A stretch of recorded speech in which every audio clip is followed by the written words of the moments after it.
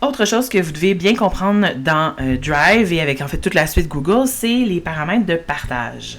Donc, si vous avez un document que vous voulez travailler en collaboratif, je vous confirme que la suite Google, ça va vraiment très bien. On avait de la misère avec Office, donc ça se peut que vous disiez « Ah ouais, ça va pas bien », mais je vous dis que avec Google, c'est vraiment sans faille.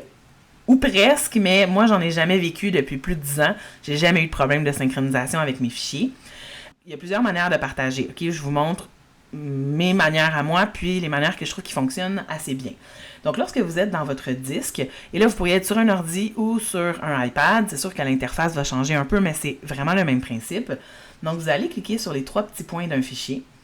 Et là, vous pourriez tenter de cliquer sur « Partager », ça va fonctionner. Mais j'aime bien gérer l'accès, ça va donner la même interface, mais avec un peu plus d'options. Alors, ça fait gagner du temps, finalement.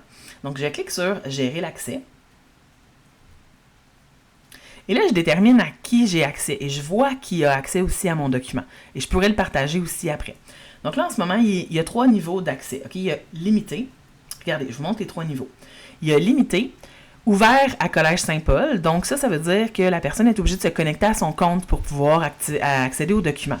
Exemple, quand on envoie quelque chose à vos parents, ben, je ne peux pas sélectionner Collège Saint-Paul parce qu'eux, ils n'ont pas de compte du collège. Mais si je vous envoie quelque chose à vous et je veux que votre compte soit attaché à ce document-là, je veux vraiment que ce soit un peu plus confidentiel, si je peux dire, ou peut-être pas le bon mot, mais que ce soit vraiment juste à l'interne. Je vais cliquer Collège Saint-Paul. Sinon, vous pourriez faire tous les utilisateurs disposant du lien. Ça veut dire que vous pouvez l'envoyer à n'importe qui et la personne, dès qu'elle clique sur le lien, va avoir accès au document. Alors, c'est vraiment les 3 niveaux à comprendre. Alors là, comment je fais pour ajouter des gens? Si je veux ajouter mon ami, par exemple, pour collaborer avec moi dans le travail, j'ai pas besoin de lui envoyer un lien, ça va être long pour rien. Il va falloir que je colle mon lien, que je lui écrive un message, admettons, dans le chat, puis que je lui envoie ça. Je peux faire ça, là, c'est vraiment pas un problème, mais à ce moment-là, il faudrait que j'ouvre ici à soit tout le monde, soit Collège Saint-Paul. On va dire, mettons, tout le monde. Tout le monde qui dispose du lien est un lecteur. Ben non, je veux que mon ami travaille avec moi dans le document, donc je vais faire éditeur. Ensuite, je peux peser sur le petit icône de lien en haut, qui est comme une chaîne, là, l'icône qu'on voit tout le temps partout pour un lien. Donc, je clique dessus, et là, il me reste juste à aller envoyer ce lien-là à mon ami. Donc ça, c'est une manière de faire, il n'y a aucun problème. Une manière peut-être encore plus simple, c'est, si je reviens ici à limiter, là, attendez une minute, je vais revenir comme j'étais tout à l'heure, juste pour vous montrer, mais les 2 façons peuvent cohabiter ensemble. Je vais peser sur le petit bonhomme avec un plus, et je vais aller chercher directement le nom de mon ami. Donc, imaginons que c'est moi-même, dans l'exemple ici. Et je vais choisir quelle permission elle a. Est-ce qu'elle est juste lectrice? Commentateur, oubliez ça, là, on n'utilise pas ça. Donc, est-ce qu'elle est en lecture ou en édition? Encore là, je donne un exemple. Si je vous envoie un document que je veux juste que vous lisiez, que je veux pas que vous tapiez dedans puis que vous travaillez dedans, je vais vous mettre en lecteur. Mais si c'est un travail collaboratif, je vais vous mettre en éditeur. Et là, je peux mettre un message ou pas, puis je pèse sur la petite flèche, puis mon ami va avoir été invité. Et regardez, elle vient d'apparaître dans les personnes qui ont un accès. Si je veux lui enlever son accès, je pèse sur la petite flèche ici, puis je peux soit supprimer ou changer son niveau d'accès. Donc ça, c'est une manière de faire pour un document. Vous pourriez le faire pour le dossier aussi. Si jamais vous disiez, hey, moi, je veux partager mon dossier français au complet avec quelqu'un, donc vous pourriez faire gérer l'accès, encore une fois, puis on ajoute la personne ici, ou bien on va changer les accès de limité.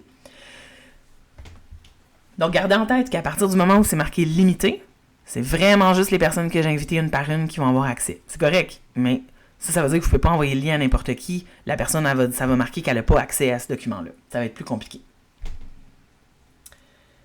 L'autre manière de faire, qui était sur partager, je peux le faire, là. Je vais peser sur partager. C'est juste que j'aime moins l'interface parce que là, je suis obligée d'ajouter le nom de quelqu'un. J'aimais mieux l'autre interface où je pouvais choisir est-ce que je veux envoyer un lien, est-ce que je veux changer les paramètres d'accès, etc. Qu'est-ce que j'ai d'autre comme option quand je clique sur les 3 petits points?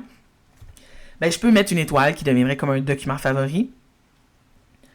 Je peux copier le lien ici, mais c'est la même chose que quand j'étais dans Gérer l'accès. Je peux envoyer une copie. Attention, ça, c'est différent. Ça, vous envoyez une copie du document. C'est-à-dire que la personne ne va pas travailler dans le même document que vous. Donc, ça sera peu utilisé, je vous dirais, là.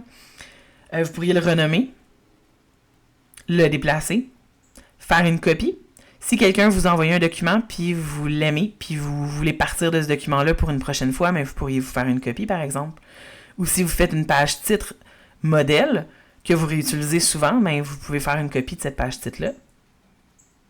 Vous pourriez imprimer et vous pourriez supprimer.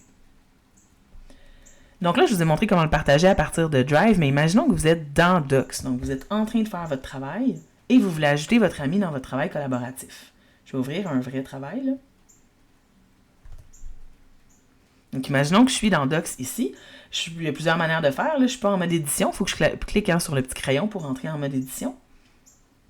Donc, avec les 3 petits points ici, partager et exporter. Et là, vous voyez, j'ai les mêmes options que quand j'étais dans mon Drive. Donc, partager ou gérer l'accès. Là, comme vous voulez juste ajouter quelqu'un, partager, ça serait suffisant. Là. Donc, partager. Je tape le nom de la personne. Être en éditeur. Et je pèse sur le petit avion pour l'inviter à travailler dedans. Tantôt, là, je suis allée un peu vite, mais lorsque j'étais ici dans mon interface d'accueil, je l'avais aussi le petit icône du bonhomme avec un plus. Donc, j'aurais pu passer par là ici pour l'ajouter. Quand je vous dis qu'il y a tout le temps plusieurs manières de faire la même tâche, c'est ça. Donc, l'idée, c'est de trouver la manière qui prend le moins de temps, qui prend le moins de clics et qui va vous faire perdre le moins de temps finalement, puis que vous allez aimer